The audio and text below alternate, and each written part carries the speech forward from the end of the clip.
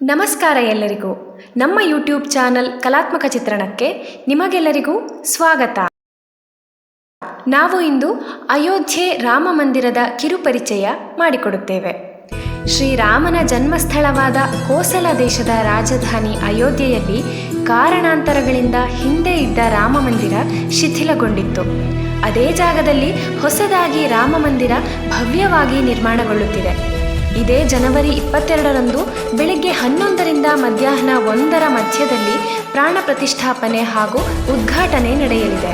ರಾಮ ಜನ್ಮಭೂಮಿ ಮಂದಿರದ ವಿವರಣೆ ಮತ್ತು ಪರಿಚಯ ಹೀಗಿದೆ. ಪರಂಪರಾನುಗತವಾದ ಶೈಲಿಯಲ್ಲಿ ಮಂದಿರ ನಿರ್ಮಾಣಗೊಳ್ಳುತ್ತಿದೆ. ಪೂರ್ವ ಪಶ್ಚಿಮವಾಗಿ 380 ಅಡಿ ಉದ್ದ, 250 ಅಡಿ ಅಗಲ ಮತ್ತು 161 ಅಡಿ ಎತ್ತರದಲ್ಲಿ ಮಂದಿರ ನಿರ್ಮಾಣಗೊಂಡಿದೆ. ರಾಮ ಮಂದಿರದಲ್ಲಿ 3 ಮಹಡಿಗಳಿವೆ. ಪ್ರತಿ ಮಹಡಿಯ ಎತ್ತರ 20 ಅಡಿ ಮತ್ತು 392 ಸ್ತಂಭಗಳು ಹಾಗೂ 44 ಬಾಗಿಲುಗಳಿವೆ. ನೆಲಮಹಡಿಯ ಗರ್ಭಗೃಹದಲ್ಲಿ ರಾಮಲಲ್ಲಾನ ವಿಗ್ರಹವಿದೆ. ರಾಮಲಲ್ಲ ಅಂದರೆ ಶ್ರೀರಾಮನ 5 ವರ್ಷದವನಾಗಿದ್ದ ವಿಗ್ರಹ ಮತ್ತು ಮೊದಲನೇ ಮಹಡಿಯ ಗರ್ಭಗುಡಿಯಲ್ಲಿ ಶ್ರೀರಾಮನ ದರ್ಬಾರ್ ಇದೆ.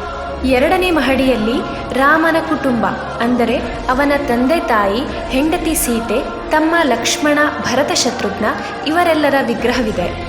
3ನೇ ಮಹಡಿಯಲ್ಲಿ ಯಾರು ಬೇಕಾದರೂ ಹೋಗಿ ಧ್ಯಾನವನ್ನು ಮಾಡಬಹುದು. ಹಾಗೆ ಒಟ್ಟು 5 ಮಂಟಪಗಳಿವೆ. ನೃತ್ಯ ಮಂಟಪ, ರಂಗಮಂಟಪ, ಸಭಾಮಂಟಪ, ಪ್ರಾರ್ಥನಾ ಮಂಟಪ ಮತ್ತು ಕೀರ್ತನ ಮಂಟಪ. ಎಲ್ಲ ಸ್ತಂಭ ಹಾಗೂ ಬಾಗಿಲುಗಳ ಮೇಲೆ ದೇವಾದಿದೇವತೆ ಹಾಗೂ ದೇವಾಂಗನೆಯರ ಮೂರ್ತಿ ಇದೆ. ಮಂದಿರಕ್ಕೆ 16.5 ಅಡಿ ಎತ್ತರ ಹಾಗೂ 32 ಮೆಟ್ಟಿಲುಗಳಲ್ಲಿ ಹೋಗಿ ಸಿಂಹದ್ವಾರದಲ್ಲಿ ಪೂರ್ವ ದಿಕ್ಕಿನಿಂದ ಪ್ರವೇಶ ಮಾಡಬಹುದು. ಇಲ್ಲಿ ವಯೋವೃದ್ಧರಿಗೆ ಮತ್ತು ದಿವ್ಯಾಂಗರಿಗೆ ಜಾರು ಮೆಟ್ಟಿಲು ಮತ್ತು ಲಿಫ್ಟ್ನ ವ್ಯವಸ್ಥೆ ಮಾಡಲಾಗಿದೆ. ಆಯತಾಕಾರವಾಗಿರುವ ಮಂದಿರದ ಸುತ್ತಲಿನ ಅಳತೆ 732 ಮೀಟರ್ ಉದ್ದ ಮತ್ತು 4.25 ಮೀಟರ್ ಅಗಲವಿದೆ.